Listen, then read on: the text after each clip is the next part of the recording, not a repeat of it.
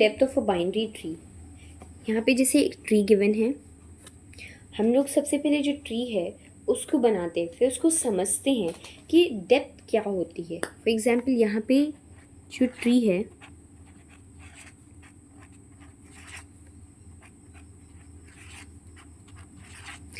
इस ट्री में हम लोगों को डेप्थ फाइंड करनी है। डेप्थ क्या होता है?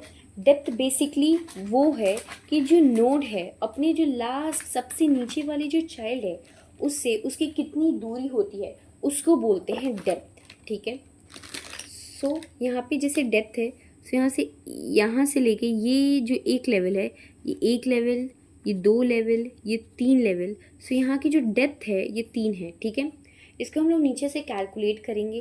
अब इसको कैसे कैलकुलेट करेंगे वो समझते हैं। अगर किसी का जो रूट है अगर नहीं होता है तब हम लोगों को क्या रिटर्न करना होता है? 0। सो सबसे पहले क्या करेंगे कि अगर रूट ही नहीं है सो उसकी जो डेप्थ होगी क्या होगी? वो 0 होगी, तो हम लोग को 0 रिटर्न करना है। अब हम लोग को फाइनल अपने आंसर में रिटर्न करना है 1 प्लस मैक्स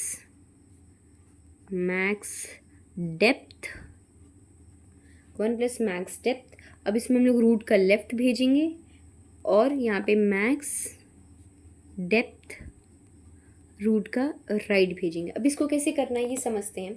इस क्वेश्चन से हम लोग इस लाइन से पूरा हम लोग का क्वेश्चन सॉल्व हो जाएगा। अब इसको कैसे कहते हैं, अब देखियो सबसे पहले हम लोग रूट का लेफ्ट भेज रहे हैं, सो हम लोग का रूट 3 है। अब इसका जब लेफ्ट जाएगा वो 9 होगा, इसका जो राइट होगा वो 20 होगा, 20 का जो लेफ्ट होगा वो 15 होगा और 20 का जो राइट होगा वो 7 होगा। सो सबसे पहले जब मैक्स डेप्थ अपने रूट का लेफ्ट भेजेंगे तो 9 जाएगा और फिर क्या करेंगे और फिर इसमें 20 भेजेंगे, फिर इसका मैक्स डेप्थ निकालने के लिए इसकी लेफ़्ट और राइट को भेजेंगे। तो इसका जो राइट होगा और लेफ़्ट होगा दोनों ही क्या होंगे? 0 होंगे। जब दोनों ही वैल्यू 0 होंगी तो क्या रिटर्न होगा? 0 रिटर्न होगा। क्यों? क्योंकि हम लोग बोले थे कि जब रूट की वैल्यू नहीं होगी, यहाँ भी रूट नहीं है, यहाँ भी रूट नहीं है, सो यहाँ भी जब रूट नहीं है, यहाँ भी रूट नहीं है, तो हम लोगों की वैल्यू क्या रिटर्न होगी? 0। सो यहाँ 0, यहाँ 0 रिटर्न होगा। तो इसके पास क्या रिटर्न हुआ? इसके पास 0 रिटर्न हुआ। लेकिन हम लोग रिटर्न क्या कर रहे हैं? 1 प्लस हम लोग 1 ऐड कर रहे हैं, तो जब इनमें से जो मैक्सिमम इन दोनों का 0 आया, 1 ऐड हुआ, सो यहाँ पे 1 रिटर्न हुआ। अब इसके भी लेफ्ट और चाइल्ड जो है वो नल है, इसका भी नल है, इसका भी नल था, इसका भी नल था। सो इससे भी क्या रिटर्न हुआ? 0 0। अब फिर 0 0 में 1 ऐड होगा तो 1 रिटर्न हुआ, फिर इनसे भी 0 0 1 ऐड हुआ। ठीक है, अब वो 1 और 1 का अब जो ये रिटर्न करेगा, सो इन दोनों में से हम लोगों को मैक्सिमम लेना है। राइट और लेफ्ट डेप्थ में जो मैक्सिमम है उस डेप्थ को लेना है। सो इन दोनों में मैक्सिमम तो 1 ही हुआ, अब उसमें 1 ऐड करके रिटर्न करना है, तो ये जो 20 है वो 2 रिटर्न करेगा। अभी जो 9 है 1 है, अब इन दोनों में जब मैक्सिमम लेंगे तो ये 2 मैक्सिमम होगा। अब 3 के पास क्या होगा? 3 क्या रिटर्न करेगा?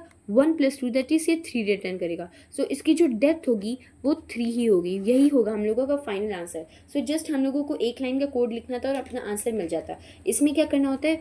1 को ऐड करना होता है उस करेंट नोड जो है उसकी डेप्थ को और उनके लेफ्ट चाइल्ड के डेप्थ को और राइट चाइल्ड के डेप्थ में से हम लोगों को दोनों में से जो भी मैक्सिमम डेप्थ है उनको ऐड करना पड़ता है उसमें से। ठीक है, तो सबसे पहले एकदम रूट एकदम लीफ नोड तक पहुंचेंगे एकदम लास्ट तक, फिर उनके तो जहाँ पे नल होता है वहाँ उसके भी बच्चों तक पहुँच जाएंगे, फिर वो तो 0 रिटर्न करेंगे, फिर ऊपर से बढ़ते बढ़ते ऐड करते करते मैक्सिमम लेते लेते फिर जो हम लोगों का रूट नोड होगा वो रिटर्न कर देगा अपनी फाइनल डेप्थ को।